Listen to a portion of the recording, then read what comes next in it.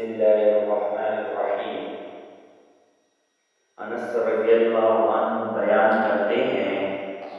کہ میں نبی صلی اللہ علیہ وسلم کے ساتھ تھا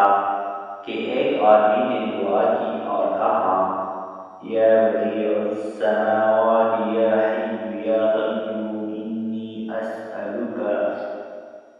اے آسمانوں کو پیدا کرنے والے، اے زندہ اور قائم رہنے والے، بے شک میں تجھ سے سوال کرتا ہوں۔ تو آپ صلی اللہ علیہ وآلہ وسلم نے فرمایا کیا تمہیں معلوم ہے کہ اس نے کس چیز کے ساتھ دعا کی؟ اس ذات کی قسم جس کی ہاتھ میں میری جان ہے، اس نے اللہ کو